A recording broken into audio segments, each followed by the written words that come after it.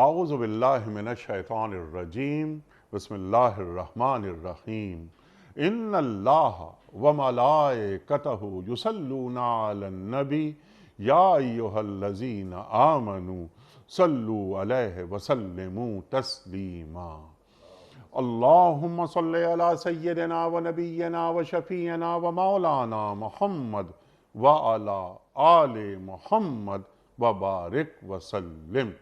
محترم خواتین و حضرات، السلام علیکم۔ پیام صبح کے ساتھ ایک بار پھر حاضر میں ہوں آپ کا میزبان انیق احمد۔ خواتین و حضرات، یہ ماہ مبارک ماہ رمضان کے حوالے سے خصوصی پروگرام، موضوعاتی پروگرام ہم آپ کی خدمت میں پیش کر رہے ہیں۔ ویسے تو قرآن کریم کے مختلف آیات پر گفتگو فرماتے ہیں، ہمارے ملک کے جید علماء تشریف لاتے ہیں، لیکن ماہ رمضان میں ہم نے چند موضوعات منتخب کیے، آپ اور ہم جانتے ہیں، اور ان موضوعات پر ہم چاہتے ہیں کہ ہم سیکھیں اور قرآن کریم سے قریب آنے کی کوشش کریں کہ قرآن کریم اور صاحب قرآن محمد مصطفیٰ احمد مجتبیٰ صلی اللہ علیہ وآلہ وسلم ہمیں کس کس طرح روشنی فراہم کر رہے ہیں۔ خواتین و حضرات، آج کا ہمارا موضوع ایک بہت بڑا موضوع ہے جس کا عنوان ہے ہدایت۔ ہدایت کے تعلق سے اللہ تعالیٰ کی سنت کیا ہے؟ اللہ کس سے ہدایت کہتا ہے؟ اِنَّ هُدَى اللَّهِ هُوَ الْهُدَى۔ اللہ فرماتا ہے کہ ہدایت بس وہی جو اللہ کی طرف سے ہو۔ اهْدِنَا الصِّرَاطَ الْمُسْتَقِيمَ رَبَّنَا لَا تُزِغْ قُلُوبَنَا بَعْدَ إِذْ هَدَيْتَنَا وَهَبْ لَنَا مِن لَّدُنكَ رَحْمَةً إِنَّكَ أَنتَ الْوَهَّابُ۔ ہدایت کے تعلق سے قرآن کریم کی بہت ساری آیات ہیں جو گفتگو میں انشاءاللہ آئیں گی۔ ہدایت کیا جبری ہو سکتی ہے؟ یہ بھی ہم ایک سوال رکھیں گے۔ ایک سوال ہم یہ بھی رکھیں گے اپنے عہد کے ایک جید عالم دین کی خدمت میں کہ جناب والا، توریت بھی ہدایت کا ذریعہ، زبور بھی، انجیل بھی ہدایت، اور قرآن کریم بھی ہدایت۔ هُوَ الَّذِي أَرْسَلَ رَسُولَهُ بِالْهُدَىٰ۔ اللہ اکبر، اللہ اکبر۔ تو توریت، زبور، انجیل کی ہدایت اور قرآن کریم کی ہدایت میں کوئی فرق ہے؟ اگر فرق ہے، یعنی ہدایت مکمل ہو رہی ہے قرآن کریم کی شکل میں، وہ ہدایت ہے کیا؟ سوالات بہت سارے سیکھیں گے محترم علامہ سید رضی جعفر صاحب قبلہ سے۔ علامہ صاحب، میں آپ کا بڑا ممنون، آپ تشریف لائے۔ خواتین و حضرات، علامہ صاحب جب بھی تشریف لاتے ہیں قرآن کریم سے ہمیں قریب کر دیتے ہیں اور بہت ہی سہل انداز میں قرآن کریم کے معنی، مفاہیم ہم تک منتقل کر دیتے ہیں۔ خواتین و حضرات، پروگرام کا آغاز سورہ انعام کی آیت نمبر 125 سے۔ اعوذ باللہ من الشیطان الرجیم بسم اللہ الرحمن الرحیم فَمَن يُرِدِ اللَّهُ أَن يَهْدِيَهُ يَشْرَحْ صَدْرَهُ لِلْإِسْلَامِ وَمَن يُرِدْ أَن يُضِلَّهُ يَجْعَلْ صَدْرَهُ ضَيِّقًا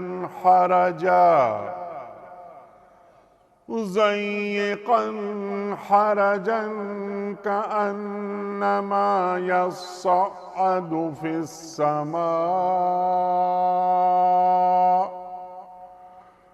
كَذَلِكَ يَجْعَلُ اللَّهُ الرِّجْسَ عَلَى الَّذِينَ لَا يُؤْمِنُونَ۔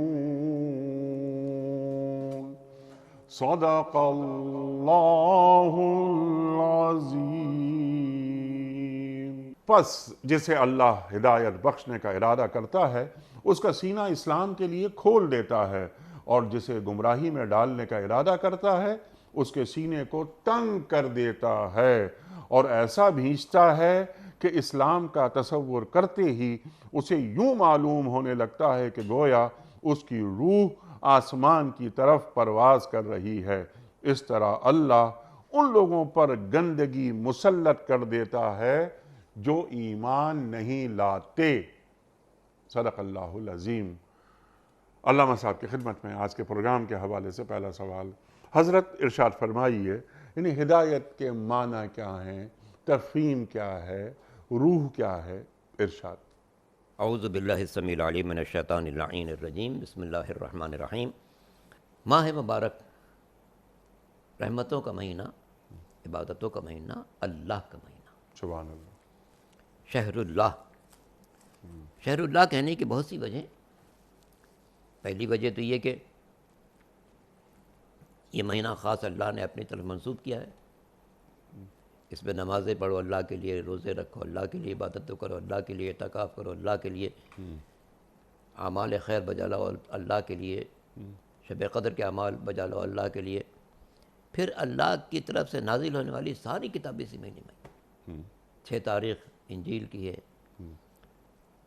13 تاریخ زبور کی ہے، 17 تاریخ توریت کی ہے، اور پھر رمضان مبارک کے آخری تاریخیں 23 یا اور اقوال کے مطابق شب قدر کی، نزول قرآن کے شب، اِنَّا أَنزَلْنَاهُ فِي لَيْلَةِ الْقَدْرِ۔ ہم نے اس قرآن کو شب قدر میں اتارا ہے۔ وَمَا أَدْرَاكَ مَا لَيْلَةُ الْقَدْرِ، تم کیا جانو شب قدر کیا ہے؟ خَيْرٌ مِّنَ أَلْفِ شَهْرٍ، یہ ایک رات 1000 مہینوں سے افضل۔ اللہ اکبر۔ تو اس میں بھی ارشاد ہوا کہ ہم نے یہ مہینہ رمضان مبارک، شہر رمضان الذی انزل فیہ القرآن، قرآن نازل کیا ہدن للناس، تمام انسانوں کے لیے سرچشمہ ہدایت ہے۔ پھر خانہ کعبہ کے لیے بھی کہا فی آیات بینات ہدن للناس، سبحان اللہ۔ اس میں روشن نشانیاں ہیں، ہدایت ہے بنی نوع انسان کے لیے۔ اور واقعی جب انسان خانہ قدم رکھتا ہے، دیکھتا ہے کہ پتھروں کی عبارت مگر کیا اس میں کشش ہے، کیا جلال الہی ہے۔ بڑے سے بڑا بادشاہ ہو، خانہ خدا میں قدم رکھ کر لرز جاتا ہے، میں کہاں کھڑا ہوں۔ اسے اپنا ماضی بھی یاد آتا ہے، اپنی حیثیت بھی یاد آتی ہے، اور سارے تو کہ شام ہٹا کیا ہو، بس 2 سوتی کپڑے کاندھے پر اور جسم پر ڈھکو اور آؤ میرے پاس، دنیا کے زیب و زینت ہٹا دو، خوشبو منع، اچھا لباس منع، حتی صلہ و لباس منع، تب ہٹا کیا ہو۔ تو ہدایت اللہ کی رہنمائی، کیونکہ یہ تو نہیں ہو سکتا کہ اللہ کسی مخلوق کو پیدا کرے اور اس کی کوئی غرض نہ ہو۔ ام حسبتم انما خلقناکم عبثا وانتم الینا لا ترجعون، کہ تمہارا خیال ہے میں نے تم بلا وجہ پیدا کر دیا۔ اللہ اکبر۔ کوئی بھی عاقل کوئی سی شے کو بلا وجہ نہیں پیدا کر سکتا، نہیں بنا سکتا، تو اللہ نے اس مخلوق کو کیسے پیدا کر دیا؟ تو انسان جب کائنات میں اشرف مخلوقات ہے، جب اشرف مخلوقات ہے تو یقیناً اس کے وجود کا مقصد ہے۔ اس وجود کے مقصد کو سمجھانے کے لیے اللہ نے انبیاء بھیجے، مرسلین بھیجے، ہادیان برحق بھیجے۔ اور یہ انسانی تاریخ کی حقیقت ہے کہ پہلا انسان جو زمین پر قدم رکھتا ہے وہ ہادی برحق ہے، نبی خدا ہے، تاکہ کوئی انسان یہ شکوہ نہ کر سکے کہ پالنے والے میں موجود تھا، میری ہدایت کا کوئی سامان نہیں تھا۔ اسی بات کو قرآن نے کہا ہم نے مسلسل انبیاء بھیجے ہیں، ہادیان برحق کو بھیجا ہے، لئلا یکون للناس حجۃ اللہ، تاکہ بندوں کی حجت اللہ بنا رہے کہ پالنے والے میری ہدایت کے لیے کسی تو نے کوئی سامان کیوں نہیں کیا۔ وَلْيَكُونَ الْحُجَّةُ لِلَّهِ، اللہ کی حجت بندوں پر غالب رہے گی کہ ہم نے تمہاری ہدایت کے لیے ہر دور میں منتخب ترین افراد کو بھیجا۔ اور یہ بالکل جانی پہچانی حقیقت ہے کہ اللہ کی طرف سے جب بھی آئے ہیں خاندان کے اعتبار سے انتہائی معزز ہوتے تھے، صورت میں حسین، کردار میں پاکیزہ، سیرت بہت بلند، گفتار میں شائستہ، رفتار میں پاک و پاکیزہ، سبحان اللہ، تاکہ بنی نوع انسان کے لیے اٹریکشن کے جو اسباب ہو سکتے ہیں سب فراہم کر۔ کسی شخص کو عذر نہ کہ جناب وہ تو کس خاندان کے ہیں، کون سے ملنے جائے، ان کی تو صورت اچھی نہیں ہے، ان کی تو گفتگو اچھی نہیں، ہر لحاظ سے منتخب افراد کو اس نے منتخب کیا۔ اس لیے کہ جب اپنا نمائندہ بنا ہے تو دیکھے کون بنی نوع انسان کے لیے سب سے زیادہ مفید ہو سکتا ہے۔ آئیڈیل بننا ہے، کیونکہ پیغمبر در حقیقت آئیڈیل ہوتا ہے تمام بنی نوع انسان کے لیے، جیسا کہ سرکار دو عالم خاتم الانبیاء حضرت محمد مصطفیٰ صلی اللہ علیہ وسلم کے لیے ارشاد ہوا کہ لقد کان لکم فی رسول اللہ اسوۃ حسنہ، بہترین آئیڈیل وہ ہیں تمہارے لیے۔ اس آئیڈیل کو سامنے رکھو اور اپنے آپ کو جائزہ لو کہ تم کتنا اس سے قریب ہونا چاہتے ہو۔ جتنا قریب ہونا چاہو گے ہو سکتے ہو، یہ تمہاری اپنی ثوابدید پر منحصر ہے، تمہاری کوشش پر منحصر ہے، تمہارے اخلاص پر منحصر ہے، تمہاری نیت قلب پر منحصر ہے۔ تو تمام انبیاء کی حالت یہ ہے، آدم ہو، نوح ہو، ابراہیم، ہود ہو، صالح ہو، یعقوب ہو، یوسف ہو، زکریہ ہو، یحییٰ ہو، جتنے انبیاء ہیں انتہائی معزز خاندان کے لوگ، انتہائی خوبصورت افراد، انتہائی خوبصورت افراد، باکردار افراد، خوش گفتار افراد. تو ان کو بھیجا گیا تھا تاکہ اللہ بندوں پر واضح کرے تمہیں کیوں پیدا کیا. ٹھیک. ہم خلقناکم عبثا، تمہیں بے مقصد پیدا کیا. وانتم الینا لا ترجعون، کیا تم میری بارگاہ میں واپس نہیں آؤ گے جہاں ہم تم سے سوال کریں کہ کیا تم نے کبھی کسی کو کسی سفر پر بے مقصد بھیجا تھا؟ اللہ اکبر. جب تم اپنے کسی دوست کو، ساتھی کو، بیٹے کو، ملازم کو کسی سفر پر بے مقصد نہیں بھیج سکتے تو کیسے ہو سکتا ہے کہ جو خالق عقل ہے، خالق کون و مکان ہے، وہ تمہیں زندگی کے سفر پر بھیجو کوئی مقصد ہو. ٹھیک. اسی مقصد کو سمجھانے کے لیے ہم نے ہر دور میں کئی الفاظ میں تترا، ہم نے تسلسل کے ساتھ پیغمبر کو بھیجا تاکہ کوئی ایک انسان ایسا نہ ہو جس کی ہدایت کا کوئی سامان اللہ کی طرف سے نہ ہو. آخری حجت سرکار دو عالم کی ذات گرامی ہے، صلی اللہ علیہ وسلم. ان کو وہ کتاب عطا فرمائی جو قیامت تک سرچشمہ ہدایت ہے. جتنا انسان پڑھتا چلا جائے گا مطالب اس پر روشن ہوتے چلے جائیں گے. بعض آیات اس میں ایسی ہیں جو کل کا انسان ان کو اس انداز سے نہیں سمجھ سکتا تھا جتنا آج کا انسان سمجھ سکتا. ٹھیک.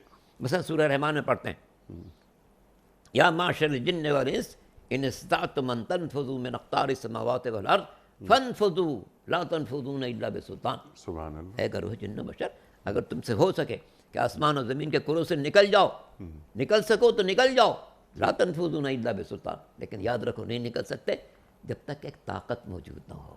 ٹھیک. اب اگرچہ اس آیت کا ترجمہ ماضی کے لوگوں نے کسی اور انداز سے کیا لیکن واضح کرے لا تنفذون، نفوذ کرو آسمان اور زمین کے درمیان. نفوذ کا مطلب ہے کسی چیز کا اندر داخل ہو گزر جانا. تو یہ جو سیٹلائٹ بھیجے جاتے ہیں وہ نفوذ کرتے ہیں فضا کے اندر، نفوذ کرتے ہیں اور چلے جاتے ہیں.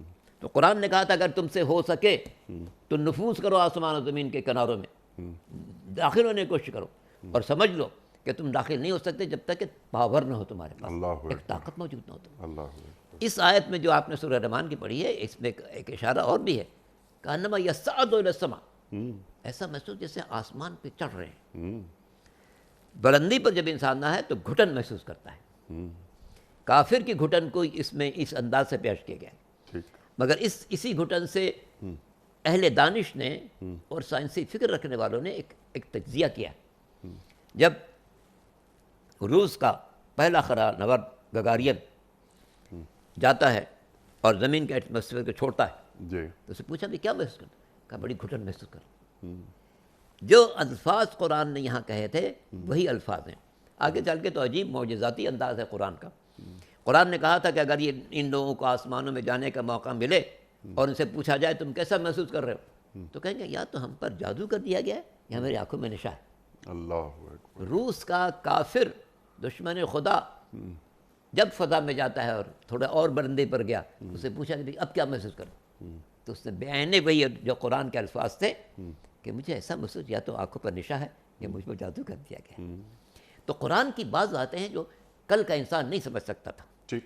مثلا ایک اور آیت میں آپ کی خدمت میں عرض کروں، والسماء ذات الحبک، حبک کہتے ہیں راستوں کو. ماضی کے لوگوں نے اس کا ترجمہ کچھ اور کیا ہے لیکن واضح ہے والسماء ذات الحبک، قسم ہے آسمان کی جس میں راستے ہیں. اسی لیے ایک جگہ اور ارشاد ہوا وَلَوْ فَتَحْنَا عَلَيْهِمْ بَابًا مِّنَ السَّمَاءِ لَظَلُّوا فِيهِ يَعْرُجُونَ، اگر ہم بنی نوع انسان کے لیے آسمانوں کا ایک دروازہ کھول دیں لَظَلُّوا فِيهِ يَعْرُجُونَ، سب اس میں بلند پروازی کرتے نظر آئیں گے.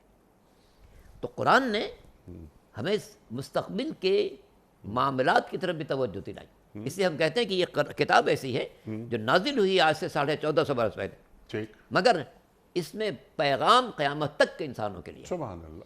اور خالق دو جہاں چاہتا ہے کہ ہم بنی نوع انسان کے سامنے اپنی آیتوں کو واضح کریں تاکہ یہ سمجھے کہ کائنات کیا ہے، کائنات کیا ہے اور کیوں ہے. ٹھیک. اس دو باتوں کا انسان سمجھ لے تو خالق کائنات کو سمجھنے میں مشکل نہیں پیش آئے گی. سبحان اللہ. اور ہدایت کو سمجھنے میں مشکل پیش نہیں آئے گی. نزول قرآن کا مہینہ رمضان، اور شہر رمضان الذی انزل فیہ القرآن ھدی للناس، تمام بنی نوع انسان، تمام انسانیت کے لیے ہدایت قرآن کریم. کیا اچھی بات آپ نے فرمائی کہ اللہ تعالیٰ مخلوق کو بھیج رہا ہے اور اپنی ہدایت کے ساتھ بھیج رہا ہے، آدم علیہ السلام سے لے کر سرکار دو عالم صلی اللہ علیہ وآلہ وسلم تک۔ تو ہدایت جس تک پہنچ رہی ہے اسے بھی کسی مقام پر فائز ہونا ہے، کیونکہ وہ ایسی مخلوق ہے کہ جسے اللہ اپنے دونوں ہاتھوں سے بنا رہا ہے، بے شک وہ مخلوق ہے کہ جو اللہ تعالیٰ کا نائب ہے۔ تو میں جس مقام پر تمہیں فائز کر رہا ہوں وہ بے ہدایت نہیں رہ سکتا، ٹھیک ہے؟ ایک منصب ہے، ایک مقام۔ ہمسایہ جبریل امی بندہ خاکی، اقبال فرما رہے ہیں۔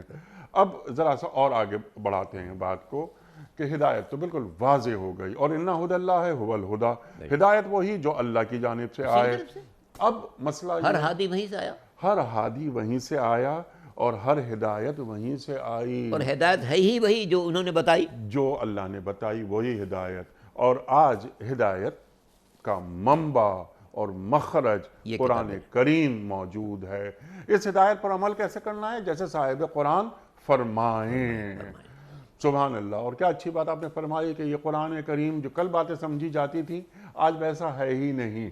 100 سال کے بعد جب یہاں اسی کمرے میں کچھ اور لوگ پروگرام کر رہے ہوں گے تو قرآن اس وقت بھی انسان کی امامت کر رہا ہوگا۔ کر رہا ہوں قرآن پرانا نہیں ہوتا، سوال اللہ اکبر، شریعت پرانی نہیں ہوتی، تا قیامت ذہن انسانی کی امامت قرآن کریم کرتا رہے گا۔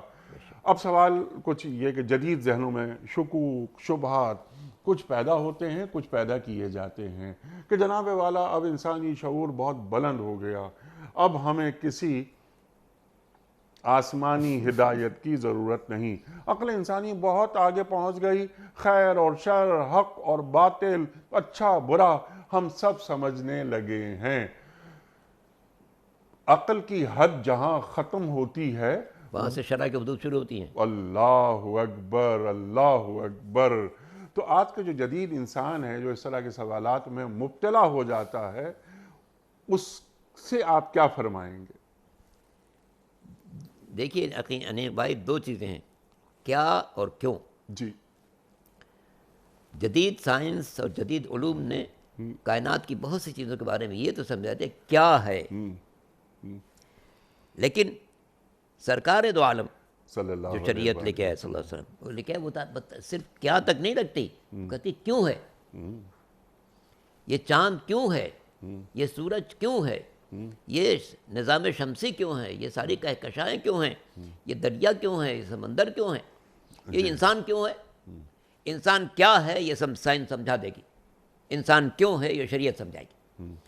تو بنی نوع انسان ہمیشہ سے غفلت میں رہے، فلاسفہ بھی، ارسطو کے زمانے میں کسی نے بات چھڑی جناب انبیاء نکلے، ہم تو کائنات کو سمجھ رہے ہیں، پھر انبیاء کیا ضرورت ہے؟ کسی نے پوچھا کائنات کو سمجھ رہے ہو مگر یہ تو بتاؤ کیوں سمجھے، کیوں ہے یہ کائنات؟ تو مبہوت ہو گیا، خاموش ہو گیا، کوئی جواب نہیں دے سکا۔ تو انبیاء آتے ہیں کیوں سمجھانے کے لیے، جی وجود تمہارا کیوں ہے، یہ تمہیں جو ایک اعضاء دیے گئے ہیں، ہاتھ پیر دیے گئے ہیں، یہ کیوں ہے، یہ تمہارے دنیا میں جو پیدا کیا وہ کیوں پیدا کیا، ٹھیک ہے، یہ ساری کائنات کی چیزیں کیوں ہیں۔ ٹھیک، تو مذہب کا کام ہے انسان کو، شریعت کا کام ہے انسان کو کیوں سمجھانا، تمہارا وجود کس بنا پر ہے۔ جب یہ بات سمجھ میں آئے گی تو پھر وہ حدیث سامنے ہے کہ من عرف نفسہ فقد عرف ربہ، سبحان اللہ، اپنی ذات کو پہچانے گا تو رب کو پہچان لے گا۔ ٹھیک ہے، جرمنی سے ایک بڑی اچھی کتاب شائع ہوئی ہے اور اس کی تلخیص یہاں بھی شائع ہوئی ہے کہ انسانی زندگی کے عجائبات اگر غور کریں کس طریقے سے ہمارے جسم کے اندر ایک نظام چل رہا ہے، ایک بادشاہ ہے، ایک اس کا وزیر ہے، ایک وزیر مواصلات ہے، ایک وزیر اطلاعات ہے، یہ سب کام ایک اندر کی دنیا میں ہو رہے ہیں۔ جی، اور عجیب بات یہ ہے کہ جب تک یہ نظام اللہ کے پیدا کرتے نظام پر چل رہا ہے بالکل فٹ رہتا ہے، ٹھیک، گڑبڑ ہماری طرف سے ہو جاتی ہے، ہم نے غذا میں کوئی تبدیلی کی تو معدہ خراب ہو گیا، کوئی اور گڑبڑ کی تو ہم بیمار پڑ گئے، یہ ساری انسان کی وجہ سے ہوتی ہے۔ لیکن مالک نے جو چیز پیدا کی وہ انتہائی سالڈ پیدا کی ہے، ایک جتنی مدت حیات اسے مقرر کی ہے اس وقت تک بالکل سالڈ رہتی ہے۔ تو ہدایت کا کام اللہ نے اپنے ذمہ لیا ہے، ہادی بھیجنا اس نے اپنے ذمہ لیا۔ ربک یخلق و یختار ما یشاء، ٹھیک، تمہارے رب پیدا کرتا ہے اور وہی تمہارے لیے منتخب کرتا ہے ان ہستیوں کو کہ جو تمہیں مقصد حیات سے روشناس کریں۔ ٹھیک، تو آج کا یہ جدید دور کے ہم دیکھتے تھے کہ ماضی میں جو لوگ سائنس پڑھ لیتے تھے وہ دین ہو جاتے تھے، دین سے دور ہو جاتے، مگر آج ایک بڑی تعداد ہے سائنس پڑھ کے دین سے قریب ہو جاتی، سمجھتے کہاں ہیں اچھا یہ چیزیں ہم نے تو سمجھی نہیں تھی کیسے ہوئی، کوئی ہے، کوئی ذات ہے، ان کے پیچھے کوئی در پردہ کچھ کائنات میں کوئی شاید ہے جو نظام کو چلا رہی ہے، ٹھیک، نہ کیسے ہو سکتا ہے کہ جناب یہ کروڑوں برس سے یہ آفتاب یوں نکل رہا ہے اور یوں ڈوب رہا ہے اور اس میں کوئی فرق نہیں ہے، جی، یہ آفتاب مہتاب کا درمیان کا باہمی تعلق ایسا رکھا ہے کہ 27 دن چاند نظر آئے گا، 28 29 غائب رہے گا، 30 کو تلاش کرتے رہیں گے، اور اس میں کبھی سیکنڈ کا فرق نہیں ہوا، پہلی تاریخ کو اتنا نظر آئے گا، دوسری کو اتنا، پھر تیسری کو اتنا، پھر 14 کو بالکل مکمل نظر آئے گا، پھر گھٹنا شروع ہو جائے گا، پھر گھٹتے گھٹتے 27 کو بالکل چھپ جائے گا۔ یہ نظام کس نے قائم کیا؟ خود بخود ہو نہیں سکتا۔ ٹھیک، بات یاد آ گئی، ایک دہریوں کی بات آ گئی، ضمناً عرض کرنا، ایک زمانے کے بہت بڑے عالم تھے اور وہ فن مناظرہ میں بہت طاقت ہے، اچھا، تو دہریوں نے کہا بھی ان کو بلاؤ، زج کریں ان کو، ذرا ان کو اپنے سوالات کی بوچھار کر کے پریشان کریں گے۔ وہ سب جمع ہو گئے، حال جمع محل، ان صاحب کو بلایا گیا، دعوت دی گئی کہ بھائی تشریف لائیے، کیا وقت ہے بھائی؟ آپ مثلا 10 بجے آ جائیے۔ انہوں نے عمدن خوب تاخیر کی اور کافی دیر میں پہنچے، سب نے شور مچایا کہ بھائی ہم لوگ اتنے لوگ آپ کا انتظار کر رہے تھے، آپ سے یہ وقت معین ہوا تو آپ اس وقت تشریف نہیں لائے۔ کہلے بھائی دیکھیے کچھ مجبوری تھی میری، میں جہاں سے آ رہا تھا وہاں بیچ میں ایک دریا تھا اور میرے پاس کچھ سامان نہیں تھا، کوئی کشتی نہیں نظر آ رہی تھی، کیسے میں آتا یہاں؟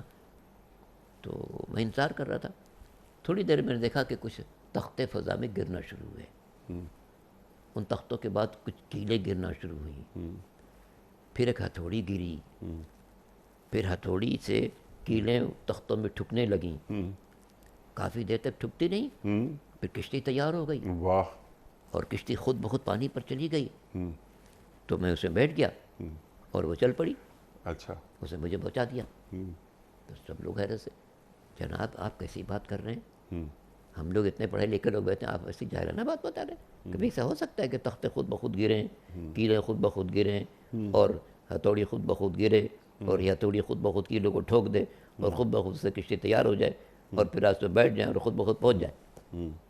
اچھا ایسا نہیں ہو سکتا؟ نہیں، بالکل نہیں ہو سکتا۔ اچھا ایک کشتی بھی غیر بنانے والے کے نہیں چل سکتی اور ایک کائنات بھی غیر بنانے والے کے چل سکتی؟ ٹھیک، تو یہ الہی نمائندے آتے ہیں ذہن بشر کو خالق کی طرف لے جانے کے لیے۔ ٹھیک، اچھا علامہ صاحب جو بات آپ نے فرمائی ہے جس جانب یعنی جو ملحدین کا رویہ اور وہ اپنی سوسائٹی سے، اپنے ذہن سے، ماحول کی خرابی سے، ماحول کی خرابی سے، ذہنی پراگندگی کی وجہ سے کچھ غلط پڑھ لکھ کر، پڑھے لکھے ہوتے ہیں ہاں لیکن وہ کہیں اور چلے جاتے ہیں اور وہ اپنے ذہنوں سے، اپنی زندگیوں سے اللہ کو باہر رکھ دیتے ہیں اور وہ ملحد ہو جاتے ہیں۔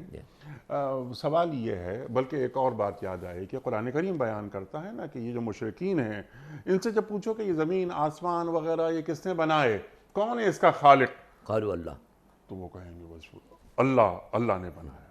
یہاں تک مان لیتے ہیں کہ وہ یہ کشتی بن گئی، تختے آ گئے، کیلیں ٹھک گئیں وغیرہ نہیں، ٹھیک ہے ہم مان لیتے ہیں اللہ، لیکن اللہ جو اپنے نمائندوں کے ذریعے ہدایت کو بھیج رہا ہے ہم اس کو نہیں مانیں گے۔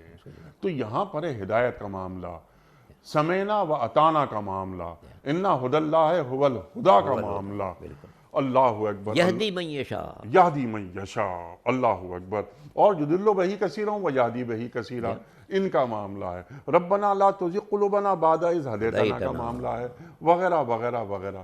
میرا سوال آپ کی خدمت میں یہ ہے کہ ہمارا ایک نوجوان بچہ، اب یہ معاملہ تو ہمارے گھروں تک آ گئے ہیں نا، کیونکہ ہمارے جو بچے بچیاں جاتے ہیں یونیورسٹیز میں پڑھتے ہیں، بہت آگے چلے جاتے ہیں، پھر ہم انہیں مغرب بھجوا دیتے ہیں اعلیٰ تعلیم کے لیے، مطلب اپنا را میٹیریل ہم مغرب کو فراہم کر دیتے ہیں اور وہ لوگ واپس آ کر اگر واپس آ گئے تو پھر ہمیں وہ مشرف بمغرب کرنے کی کوشش کرتے رہتے ہیں۔ وہ سوالات اٹھاتے ہیں وہ لوگ، وہ یہ بھی اٹھاتے ہیں سوالات کہ یہ ہدایت جو ایک آلمائٹی کی بات ہوتی ہے، ایک اللہ، ایک قوت ہے، ایک ہستی ہے جو اس کائنات کو چلا رہی ہے، وغیرہ وغیرہ، لیکن کیا ضروری ہے کہ ہم ہدایت کے لیے قرآن کریم سے رجوع کریں؟ ہم اپنی پارلیمنٹ میں بیٹھ کر، ہمارے 300 400 ہمارے ذہین لوگ بیٹھ جائیں اور بیٹھ کر اپنے اچھے برے کی تمیز جو کہ ہم میں آ گئی ہے، ہم اسی کے مطابق اپنا نظام زندگی ڈھال سکتے ہیں؟ قرآن یہ نہیں کہتا۔ اللہ اکبر۔ قرآن بہت ساری باتیں فرماتا ہے، مثال کے طور پر ما آتاکم الرسول فخذوہ وما نہاکم عنہ فانتہوا، رسول جو تمہیں دیں وہ لے لو، جس سے روک دیں رک جاؤ۔ اب یہ ہدایت، رسول ظاہر ہے ہدایت ہی دیں گے، بلکہ بات تو کہاں تک بڑھ رہی ہے آگے تک کہ اگر ہدایت یافتہ ہونے کے بعد میں اور آپ ہم جنت میں انشاءاللہ وہاں بھی ہماری ملاقات ہوگی تو ہم وہاں ملیں گے، تو ہم وہاں بھی یہ بات کریں گے کہ الحمدللہ الذی ہدانا لہذا وما کننا لنہتدی لولا ان ہدانا لولا ان ہدانا اللہ۔ لقد جاءت رسلنا، ہدایت بار بار، ہدایت ہدایت ہدایت ہدایت، یہ لفظ بار بار آ رہا ہے۔ آج کا پڑھا لکھا ذہن اگر ہدایت کو، یعنی اللہ کی جانب سے آئی ہوئی ہدایت کو نہیں مان رہا، تو اس کو کیسے ہم یہ بتائیں کہ دیکھو میرے بیٹے، اے میری بیٹی، اگر ہم قرآن سے رجوع نہیں کریں گے تو ہم کبھی کامیاب نہیں ہو سکتے۔ نہیں، اصل میں بات یہ ہے کہ اگر پارلیمنٹ کے 400 آدمی طے بھی کرتے ہیں کہ یہ دستور ہے تمہارے لیے، جی، یہ کیسے واضح ہوگا اللہ اس دستور سے راضی ہے؟ یہ تو اور گھمبیر مسئلہ ہے یہ، لیکن وہ پارلیمنٹ، اگر ہمارا کوئی خالق ہے ٹھیک جو اللہ ہے، ٹھیک، تو پھر یہ کیسے پتہ چلے کہ پارلیمنٹ جو بات طے کی ہے وہ اللہ کی خوشنودی کے مطابق ہے، اللہ کے فرمان کے مطابق؟ جی، احکام الہی کو مسترد کیا جا رہا ہے تو انسانی عقل سے پیدا ہونے والے ان حلوں کو مسترد کرنا تو بہت آسان ہے، یقیناً۔ یقین۔ تو اس کے لیے اب جیسے اب ہم بات یہ کرتے ہیں کہ اللہ تعالیٰ انسانی زندگی کو سنوارنے کے لیے کچھ معاشرتی اصول دیتا ہے۔ ایک پارلیمنٹ بیٹھ کے بات کرتی ہے، وہ کہتی ہے کہ نہیں، یہ جو معاشرتی اصول ہیں آپ کے، مثال کے طور پر 2 مرد شادی نہیں کر سکتے، اللہ اکبر، اللہ اکبر، وہ پارلیمنٹ کہتی ہے، کئی ممالک میں آپ جانتے ہیں، ہم سے زیادہ جانتے ہیں، یہاں پادری جو نکاح بھی پڑھتے ہیں، جی، کہ صاحب جناب والا آپ 2 مرد شادی کر سکتے ہیں، دین منع کرتا ہے، یعنی دین سے مراد اللہ کی ہدایت منع کر رہی ہے، تو ہم اللہ کی ہدایت کو نہیں مانیں گے۔ انسانی ذہن نے پارلیمنٹ میں بیٹھ کر ایک بات بیان کر دی ہے، ہم اس کو مان لیں گے، تو اس پارلیمنٹیرینز کی بات کو مسترد اللہ کی ہدایت کیسے کرتی ہے؟ ظاہر ہے کہ یہ جو آپ نے مثال دی ہے تو خلاف فطرت بات ہے، کہ چونکہ مقصد وجود انسان کا کیا ہے، اور یہ دو میاں بیوی میں جو تعلقات ہوتے ہیں وہ کس لیے ہوتے ہیں؟ افزائش نسل کے لیے ہوتے ہیں، نسل انسانی کی بقا کے لیے ہوتے ہیں۔ جی، جناب آدم جب پیدا ہوئے جنت میں، اللہ نے ان کو فرشتوں کا مسجود بھی بنا دیا، عبادت ہو گئی، جنت بھی جاؤ ٹہلو گھومو پھرو، بس اس ذرات کے پاس مت جانا، باقی جو چاہے کرتے پھرو، اکیلے زندگی گزار رہے تھے۔ مگر ایک اکیلا آدمی چاہے چمن میں ہو، گلشن میں ہو، ہر طرف باغات میں ہو، تو کیا کر لے گا؟ تو ایک روز سو رہے تھے، اللہ نے ہوا کو پیدا کر دیا، ٹھیک، اٹھے، دیکھا اچھا ایک بڑی اچھی مخلوق نظر آ رہی ہے، خطاب آیا، آدم ایک مخلوق میں نے پیدا کی نظر آ رہی ہے، جی کیسی ہے؟ جی بہت اچھی ہے، اس کے ساتھ رہو گے؟ جی اس کے ساتھ رہوں گا۔ تو قدرت نے حکم دیا فرشتوں کو نکاح پڑھ دو، نکاح پڑھ دیا، یہ تعلق قائم ہوا۔ اب یہ جو تعلق آدم ہوا کا، یہ فطرت کے مطابق تھا، ٹھیک ہے، جب فطرت کے مطابق ہے تو اسی سے نسل انسانی کی بقا کا سلسلہ آگے بڑھا ہے۔ ٹھیک، اس سے سرکار دو عالم کی وہ حدیث بھی ہے، تناکحوا تناسلوا، نکاح کرو تاکہ نسل آگے بڑھے۔ ٹھیک ہے، 2 مردوں کی شادی سے نسل آگے کبھی نہیں بڑھ سکتی ہے، وہ خواہ مخواہ کی انجوائمنٹ کر سکتے ہیں، لیکن اس سے افزائش نسل کا کوئی سلسلہ نہیں ہو سکتا، ٹھیک ہے، ورنہ وہ فطرت کے مطابق ہو سکتا ہے۔ ٹھیک ہے، قرآن مجید میں جو بار بار کہا گیا ہے کہ یہدی من یشاء، ٹھیک، اس کا مطلب کہ یہ ہدایت کی توفیق بھی اللہ دیتا ہے۔ مثلا سرکار دو عالم صلی اللہ علیہ صلی اللہ علیہ وسلم وسلم، مبعوث ہوئے مکے میں، پورا مکہ مخالف، پتھر بھی مار رہے ہیں، گالیاں بھی دے رہے ہیں، تانے بھی دے رہے ہیں، جتنا برا بلا ہو سکتا ہے کہہ رہے ہیں۔ فارس سے ایک انسان چلتا ہے جی مجوسی گھر میں پیدا ہونے پر، اسے پتہ چلا کہ نہیں اللہ کا نبی کوئی آیا ہے، وہ آتا ہے اور حضور کی باتیں سنتا ہے، چہرہ دیکھتا ہے، زلفیں دیکھتا ہے، پھر درخواست کرتا ہے کہ حضور ذرا اپنے شانے سے چادر ہٹا دیجیے۔ چادر ہٹائی، اس نے مہر نبوت دیکھی، لا الہ الا اللہ محمد رسول اللہ، بوسہ لیا، کلمہ پڑھا، پھر اتنا قریب ہوا، اتنا قریب ہوا کہ سلمان، حضور نے فرمایا سلمانو منا اہل البیت، اللہ اکبر۔ یہ تو گویا ہم اہل بیت سے ہیں۔ تو یہ جو قرآن نے کہا ہے کہ واللہ یہدی من یشاء، یہ اللہ توفیق ڈالتا ہے، اور توفیق کب ڈالتا ہے؟ والذین جاہدوا فینا لنہدینہم سبلنا، ٹھیک ہے، جو ہماری راہ میں کوشش کرتا ہے ہم اس کے لیے راستوں کو ہموار کرتے ہیں۔ تو دل میں ایک تڑپ ہو کہ میرا کوئی خالق ہے جو مجھ سے کچھ چاہتا ہے، ٹھیک، کیسے معلوم کروں وہ تڑپ کیسے پیدا ہوتی ہے اس پر بھی آپ سے ہم پوچھیں گے۔ لیکن جس طرح آپ نے بات فرمائی اور سرکار دو عالم صلی اللہ علیہ وآلہ وسلم کا قول یہاں آپ نے بیان فرمایا کہ نکاح کرو اور تاکہ تمہاری نسل بڑھے، ہم دیکھتے ہیں اور اب مغرب آپ بھی بے پناہ جاتے ہیں، کئی ممالک ایسے ہیں کہ جہاں آبادی گھٹ رہی ہے، نہیں گھٹ رہی ہے، لیکن 65% تک بچے بغیر نکاح کے پیدا ہو رہے ہیں۔ تو یعنی 65% بچے وہ پیدا ہو رہے ہیں، ان کو پتہ ہی نہیں کہ ہمارا باپ کون ہے۔ جہاں کوئی نہیں، لیکن آپ نے بات کی نکاح کی، نکاح ہدایت ہے ہماری۔ بالکل، النکاح من سنتی راغب عن ورغب عن سنتی سنتی فلیس منی، جاؤ، اللہ کے رسول فرما رہے ہیں صلی اللہ علیہ وآلہ وسلم، دفع ہو جاؤ، نکاح کرو میری سنت ہے، جو اس سے اعراض کرے گا وہ میرے راستے پر نہیں ہے۔ وہ دفع ہو جاؤ۔ اللہ کے رسول فرما رہے ہیں صلی اللہ علیہ وآلہ وسلم، یہ ہدایت ہمیں اللہ کے رسول دے رہے ہیں صلی اللہ علیہ وآلہ وسلم۔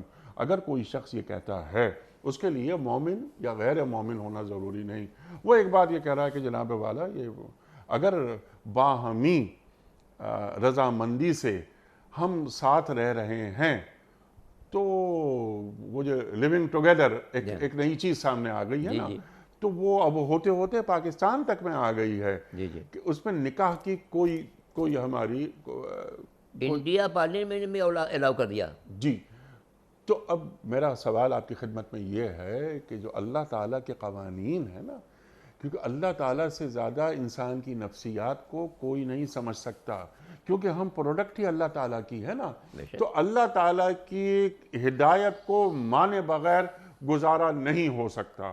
یہ ہمارا اور آپ کا ایمان ہے۔ اس کی دلیل اگر کوئی مانگے ہم سے تو ہم اسے کیا دیں گے دلائل؟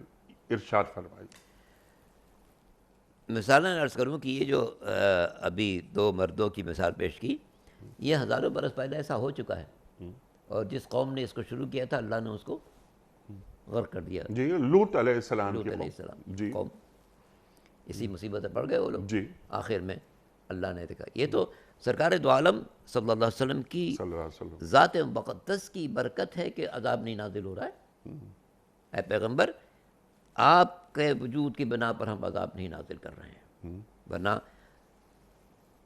ہماری قوموں نے بھی کوئی برائی ایسی نہیں چھوڑی جو سابقہ اقوام نے نہ کی ہو۔ ٹھیک، جناب شعیب کی امت کس بات پر تباہ کی گئی؟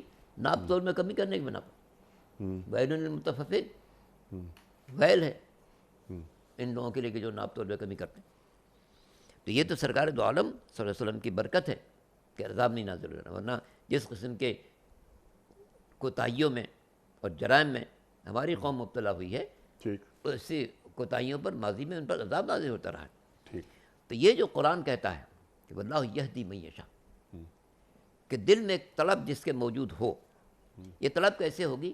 فکر سے ہوگی، سبحان اللہ، غور کرنے سے ہوگی کہ بھئی کیا بات ہے، یہ کیا، میں کیوں ہوں، میں کیا ہوں، میں کیوں ہوں، یہ طلب دل میں پیدا ہو۔ جب یہ دل میں طلب پیدا ہوگی پھر انسان سوچے گا کہ میرا ایک وجود ہے، ٹھیک ہے، اگر میں موجود ہوں، مجھے کسی نے پیدا کیا ہے، پیدا کیا تو کیوں پیدا کیا، اور کیوں پیدا کیا یہ انبیاء بتائیں۔ تو جب دل میں یہ انسان، اس لیے آپ دیکھیں کہ مکے میں نازل ہونے والے 78 سورے ہیں اور مدینے میں نازل ہونے والے کم ہیں، ٹھیک ہے، احکام کے لحاظ سے وہ بہت بڑے ہیں۔ 78 سورہ ہیں، مکی سوروں میں زیادہ تر دعوت فکر ہے اور مدنی سوروں میں زیادہ تر دعوت عمل ہے۔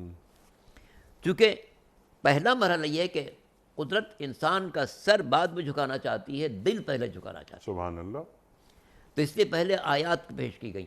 دریا دیکھو اس کی روانی پر غور کرو، سمندر دیکھو اس کی طغیانی پر غور کرو، آفتاب کے نکلنے ڈوبنے پر غور کرو، مہتاب کے گھٹنے بڑھنے پر غور کرو، ستاروں کی چمک پر غور کرو، اس کائنات کی بوق المنیہ پر غور کرو، درختوں کے اگنے پر غور کرو، بارش کے نزول پر غور کرو، ان سب پر غور کرو کہ کون ہے جو یہ پورے نظام کو چلا رہا ہے۔ جب تمہارا دل غور کر کے مطمئن ہو جائے کہ ہاں کوئی ذات ہے، تو ذات ہے تو پھر یہ ضرور پیدا ہوگا کہ جس ذات نے مجھے پیدا کیا اور اس کائنات کو پیدا کیا، کیوں پیدا کیا، یہ کیوں تمہیں ہمارے نمائندے بتائیں گے۔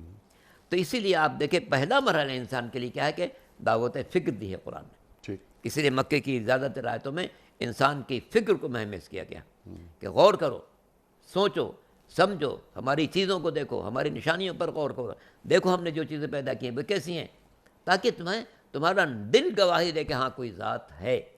جب دل گواہی دے دے گا کوئی ذات ہے تو پھر اس ذات سے نے جس کو بھیجا ہے اس کی بات پر عمل کرو، زندگی ویسی بن جائے گی جیسے ہم چاہتے ہیں۔ سبحان اللہ۔ ہدایت بالکل واضح کر دیا آپ نے کہ ہدایت اللہ کی طرف سے آتی ہے اور بندگان خدا تک پہنچتی ہے اور بندگان خدا اس سے مستفید ہوتے ہیں۔ علامہ صاحب یہ فرمائیے کہ ہدایت حاصل کر لینے کے بعد ایک بندے کو، یعنی ہدایت اسی کے فائدے کے لیے ہے نا، خالق مخلوق کو فائدہ پہنچانا چاہ رہا ہے۔ ہدایت حاصل کر لینے کے بعد مجھے کون کون سے فوائد حاصل ہوتے ہیں، اور اگر میں ہدایت قبول نہ کروں تو مجھے کون کون سے نقصانات ہوتے ہیں؟ ہدایت قبول کرنے والے پہلی بات تو یہ کہ اپنے مقصد وجود سے آگاہ ہوتے ہیں، اور ہدایت نہ قبول کرنے والا اپنے مقصد وجود سے بے خبر رہتا ہے۔ تو کتنی عجیب بات ہے کہ انسان موجود ہو اور نہ سمجھے کہ میں کو پیدا کیا۔ دوسرا، جب یہ محسوس کرے کہ ہاں میرا کوئی مقصد وجود ہے، تو مجھے جس نے وجود عطا کیا ہے اس نے اس مقصد کے لیے کیا راستہ رکھا۔ آپ اسی لیے دیکھیں اپنے سورہ میں اپنے انٹرویو میں بات کہی تھی کہ توریت کے لیے بھی کہا کہ اس میں ہدایت ہے، انجیل کے لیے بھی کہا کہ اس میں ہدایت ہے، نورن و ہدن دونوں جگہ ہے، نور بھی ہے ہدایت بھی ہے۔ کیوں؟ اس سے کہ اللہ جو کچھ بھیجے گا نور ہی بھیجے گا۔ اللہ نور السماوات والارض، آسمان و زمین کا نور اللہ ہے، تو جو چیز وہ بھیجے گا وہ نور ہوگی۔ کتاب بھیجی وہ نور، رہبر بھیجے وہ نور، توریت بھیجی وہ نور، انجیل بھیجی وہ نور، آخر میں بھیجا قرآن کو۔ اب ظاہر ہے کہ توریت بھیجی اس دور کے لیے جو حضرت موسیٰ کا دور تھا، ذہن انسانی آگے بڑھا اور تحریف کر دی گئی توریت میں، تب ضرورت ہے ایک نئی کتاب بھیجی جائے، جناب عیسیٰ پر انجیل نازل کر دی۔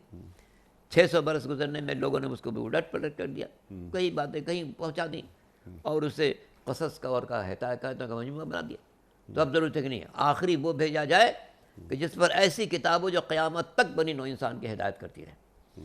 اور دیکھیں کہ چونکہ انسان کی فطری ضرورت ہے ہدایت، اسے مسلمان کو بھی حکم دیا گیا ہے روزانہ بار بار کہو اہدنا الصراط المستقیم، اہدنا الصراط المستقیم، اہدنا الصراط المستقیم، اور پھر کیا، صراط الذین انعمت علیہم، سبحان اللہ، یہ راستہ ان لوگوں کا ہو جن پر تیرا انعام نازل ہوا ہے، من الانبیاء والصدیقین والشہداء والصالحین، سبحان اللہ، یہ ہیں جن پر تیرا انعام نازل ہوا۔ تو انسان کو جو بار بار کہا گیا ہے کہ چونکہ بھٹک سکتا ہے، خالق جانتا ہے کہ ہماری بات ماننے والے کتنے ہیں اور ہماری بات سے انحراف کرنے والے کتنے ہیں، چونکہ انسان کو بہکانے والے بہت ہیں، راہ ہدایت پر لے جانے والے بہت کم ہیں، تو یہ انسان بھٹک سکتا ہے۔ اس سے بار بار درخواست کرو، نماز پڑھ رہے ہو، رب کی بارگاہ میں حاضر ہو، کہو پالنے والے میری ہدایت کرنا، پالنے والے میری ہدایت فرمانا۔ صبح کو بھی کہو، کئی بار کہو، دوپہر کو کئی بار کہو، شام کو کئی بار کہو، رات کو کئی بار کہو، تہجد کی توفیق ہو تو اس میں بار بار کہو۔ یہ کیا ہے؟ تاکہ انسان اس ذات سے رابطہ اس کا محفوظ رہے جو اس کا خالق ہے، اس کا مالک ہے، اس کا رازق ہے، اس کا محیی ہے، اس کا ممیت ہے۔ جب یقین ہو جائے گا کہ میرے لیے اللہ نے ساری نعمتیں پیدا کی، اور یہ حقیقت ہے کہ انسان کو پیدا کرنے سے پہلے کائنات کو سجا دیا گیا، یہ جتنے پھل نظر آتے ہیں، جتنے پھول نظر آتے ہیں، جتنے چوپائے نظر آتے ہیں، جتنے انسان کے کام کی چیزیں نظر آتی ہیں، سب انسان سے پہلے پیدا کی۔ جب ان سب چیزیں پیدا ہو گئیں تب انسان کو بھیجا کہ جاؤ ان چیزوں کو ہم نے تمہارے لیے پیدا کیا۔ اور ایک عجیب بات ہے، یہاں انیق بھائی غور کیجیے گا کہ اللہ نے انسان کے لیے اس کے پیدا کرنے سے پہلے ساری نعمتیں ایجاد کر دیں، پھر انسان کو بھیجا اور کہا یہ ساری نعمتیں تمہارے لیے ہیں، مگر ان نعمتوں کو اس طریقے سے استعمال کرو کہ دائمی نعمتوں کے حقدار بن جاؤ۔ سبحان اللہ۔ یہی انبیاء کا مشن رہا کہ ان ساری نعمتوں کو جو اللہ نے تم سے پہلے پیدا کر رکھی ہیں، استعمال کا سلیقہ بتا دیں تاکہ انہی کے استعمال سے ہی تم دائمی نعمتوں کے حقدار جاؤ۔ یہ عارضی نعمتیں ہیں، وہ دائمی نعمتیں ہوں گی۔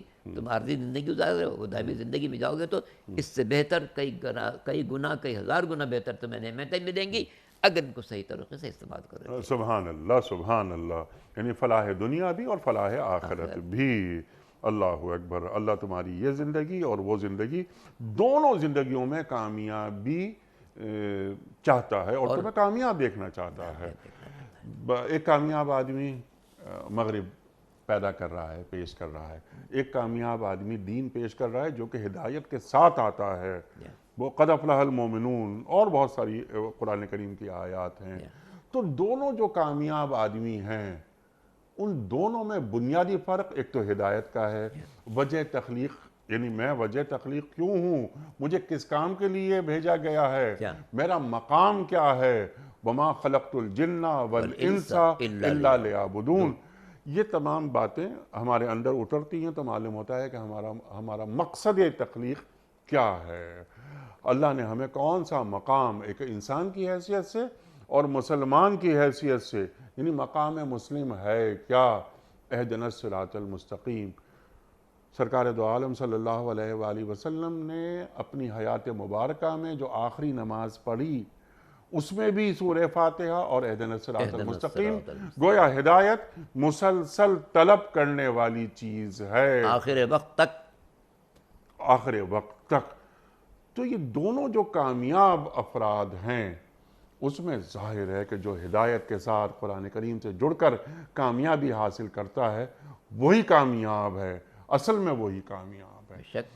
تو یہ مغرب کے آدمی کو ہمارے یہاں احساس کمتری کا شکار کچھ افراد اپنے لیے رول ماڈل بناتے ہیں۔ ہمارے لیے اللہ کی ہدایت حاصل کر لینے کے بعد رول ماڈل کون ہے؟ رول ماڈل سرکار دو عالم حضرت محمد مصطفیٰ صلی اللہ علیہ وسلم، جی، اور جو ان سے جتنا قریب اتنا ہی وہ ہمارے رول ماڈل۔ ہم دیکھیں کہ حضور نے کن باتوں کو ہمارے لیے بہتر قرار دیا، سبحان اللہ، کن ذوات کو ہمارے لیے آئیڈیل قرار دیا۔ تو حضور کی بات کو بھی پیش نظر رکھیں اور حضور نے جن ذوات کو پیش نظر رکھا ان کو پیش نظر رکھیں۔ دیکھیں کیسے کیسے ہیرے پیغمبر نے سجا کر دنیا کے سامنے رکھ دیے۔ سلمان کو کہاں سے اٹھایا کہاں پہنچایا، ابو ذر کہاں سے اٹھایا کہاں پہنچایا، مقداد کو کہاں سے اٹھایا کہاں پہنچایا، عمار کو کہاں سے اٹھایا کہاں پہنچایا، حذیفہ یمان کو کہاں سے اٹھایا کہاں پہنچایا، ابو ایوب انصاری کو کہاں سے پہنچایا کہاں پہنچایا۔ اسی طرح ہزاروں افراد کو جو سنگریزے تھے ان کو جواہر میں تبدیل کر دیا، سبحان اللہ، اور جواہر میں تبدیل کر دیا کہ ان کو سامنے رکھو تو تمہاری دنیا بھی بہتر ہے آخرت بھی بہتر ہے۔ کی محمد سے وفا تو نے تو ہم تیرے ہیں، یہ جہاں چیز ہے کیا لوح و قلم تیرے۔ سبحان اللہ، سبحان اللہ۔ آخری سوال آج کے پروگرام کا، یہ جو آپ نے بات فرمائی کہ وہ سنگریزے اور سنگریزوں کو ہیرے بنا دیا، اور وہ یتلو علیہم آیاتہ ویزکیہم ویعلمہم الکتاب والحکمہ، طریقہ وہی ہوگا۔ آج کا ہم اپنے اطراف میں یا عالم اسلام میں یا اس ریاست میں وہ جو قدسی نفوس تیار ہوتے ہیں جس جانب آپ نے اشارہ فرمایا، بڑی بڑی شخصیات، سرکار دو عالم صلی اللہ علیہ وآلہ وسلم ان کے معلم بھی، ان کے مزکی بھی، تو کیا آج عالم اسلام میں ہمیں یہ طریقہ کار ہدایت دینے کا نظر آ رہا ہے؟ افسوس تو یہی ہے جس کا تذکرہ خود قرآن میں ہے، ان رب یا رب ان قومی ھذا اتخذوا ھذا القرآن مہجورا۔ جی ہاں، پالنے والے میری اپنی قوم، یہ آیت واقعاً تازیانہ ہے، تازیانہ ہے۔ رب ان قومی اتخذوا ھذا القرآن مہجورا، پالنے والے میری اپنی قوم اتخذوا ھذا القرآن مہجورا، قرآن کو متروک لیا اتخذو لے لیا، مگر کس شکل میں لیا؟ مہجورا، رکھا ہوا ہے۔ 1.5 ارب مسلمان جی کتنے ہیں جو قرآن پڑھتے ہیں روزانہ، کتنے ہیں جو اس کے مفاہیم کو سمجھنے کی کوشش کرتے ہیں، کتنے ہیں جو اپنی زندگی کو اس کے سانچے میں ڈھالنے کی کوشش کرتے ہیں۔ ٹھیک، سرکار دو عالم کے لیے تو کہا گیا خلق ہو القرآن، پیغمبر کا اخلاق کیا ہے؟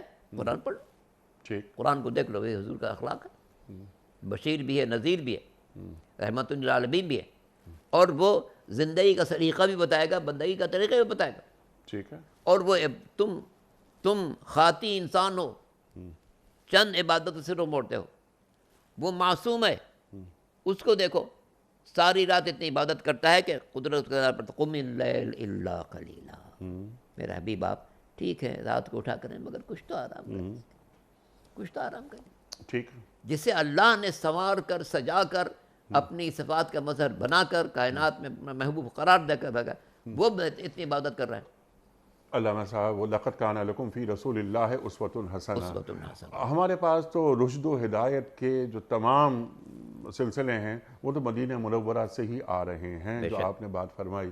میں ٹو ڈوز کرنے کے کام کے حوالے سے میں نے ذکر یہ کیا تھا، عرض یہ کی آپ کی خدمت میں کہ کیا پورے عالم اسلام میں ہدایت کے حصول کے لیے وہ طریقے جو آپ نے بتائے ہمیں، ابھی آپ نے ہمیں تعلیم کی ہے کہ اللہ اور اللہ کے رسول صلی اللہ علیہ وآلہ وسلم اس طرح ہمیں ہدایت دینا چاہتے ہیں، ہمارے ہادی سرکار دو عالم صلی اللہ علیہ وآلہ وسلم، لیکن ٹو ڈوز میں کرنے کے کام یہ سلسلے نظر نہیں آ رہے ہمیں کہ جہاں کونوا مع الصادقین، یعنی اللہ والوں کی صحبتیں ہوا کرتی تھیں، ان میں لوگ جا کر بیٹھتے تھے، اپنی اولاد کو بھی لے کے جاتے تھے تاکہ دل کا زنگ چھٹے اور اللہ کی ہدایت سے ہم سرفراز ہو جائیں۔ تو گیو اپ نہیں کرنا چاہیے نا، یہ امت مایوس نہیں ہے، کوشش کرتے رہنا چاہیے، کوشش کرتے رہنا چاہیے۔ تو آج ذرا نم ہو تو یہ مٹی بڑی زرخیز ہے صاحب، تو یہ مٹی زرخیز کیسے بنے گی؟ محض دعاؤں سے نہیں، یا ہمیں کوئی ایک کام کرنے سے نا؟ تو آپ لاسٹ منٹ ارشاد فرما دیجئے وہ کیا کام ہمیں کرنا چاہیے؟ قرآن کی آیت ہے قُلْ اعْمَلُوا فَسَيَرَى اللَّهُ عَمَلَكُمْ وَرَسُولُهُ وَالْمُؤْمِنُونَ، عمل کرو، تمہارے عمل کو اللہ دیکھے گا، رسول دیکھیں گے، صاحبان ایمان دیکھیں گے۔ اگر یہ تینوں باتیں انسان کے پیش نظر ہیں کہ میرا اللہ دیکھ رہا ہے میں کیا کر رہا ہوں، میرا رسول دیکھ رہا ہے میں کیا کر رہا ہوں، صاحبان ایمان بھی دیکھ رہے ہیں میں کیا کر رہا ہوں، اگر بیٹے کو احساس ہو کہ میرا باپ مجھے دیکھ رہا ہے تو وہ غلطی سے فرض کرے گا، گڑبڑ نہیں کرے گا، سگریٹ نہیں پیے گا، بیتوکا نہیں بیٹھے گا، بدتہذیبی نہیں کرے گا، اور جہاں اس کا خیال ہے کہ نہیں مجھے تو کچھ نہیں دیکھ رہا، کچھ بھی کر سکتا ہے۔ ٹھیک، تو اس لیے قدرت نے چاہے کہ انسان ہر آن یہ بات مد نظر رکھے کہ ایک ذات ہے جو میرے ہر ایکشن کو، ہر عمل کو دیکھ رہی ہے۔ وَهُوَ مَعَكُمْ أَيْنَمَا أَيْنَمَا كُنْتُمْ، كُنْتُمْ، قرآن کریم فرما رہا ہے۔ لیکن علامہ صاحب اس کے ساتھ ساتھ جو لوگ ہیں جیسے آپ جیسے افراد جو علماء ہیں، فقہاء ہیں، جو چلتا پھرتا کردار ہیں، دین کے نمائندے ہیں، العلماء ورثۃ الانبیاء، علماء انبیاء کے وارث ہیں، تو وہ چلتا پھرتا کردار معاشروں میں نظر آئیں، مسلم ریاستوں میں نظر آئیں، لوگ ان کے پاس جائیں اور اس ہدایت کو طلب کریں جو اللہ کی طرف سے ہدایت ہے، سرکار دو عالم پر، اور سرکار دو عالم صلی اللہ علیہ وآلہ وسلم نے مخلوق خدا تک پہنچائی۔ یا ایھا الرسول بلغ ما انزل الیک من ربک، اللہ اکبر، رسول سے فرمایا جا رہا ہے، اللہ فرما رہا ہے صلی اللہ علیہ وآلہ وسلم سے، آپ پہنچا دیجئے۔ ختم نبوت ہو گئی، کار نبوت باقی ہے، چلتا اور رہے یہ گا۔ علماء کا فرض ہے کہ لوگوں کی ایسی تربیت کریں اللہ سے قریب کریں، اللہ کے سے قریب کر کے خود بیچ میں سے ہٹ جائیں، اور رسول کا فرما بردار بنا دیں۔ سبحان اللہ۔ یہ امت کا کتنا بڑا شرف ہے کہ جو اللہ کا محبوب ہے ہم اس کے امتی ہیں۔ سبحان اللہ، سبحان اللہ، اور اللہ سے اور اللہ کے رسول صلی اللہ علیہ وآلہ وسلم سے جوڑ دیں، جوڑ دیں۔ اگر بہو نہ رسیدی تمام بولہ بولہ بیس۔ اللہ اکبر۔ علامہ صاحب میں آپ کا بڑا ممنون، بڑا شکر گزار، آپ تشریف لائے۔ خواتین و حضرات، اللہ ہمارے علماء کو سلامت رکھے، تشریف لاتے ہیں اور ہمیں دین سے قریب کر دیتے ہیں۔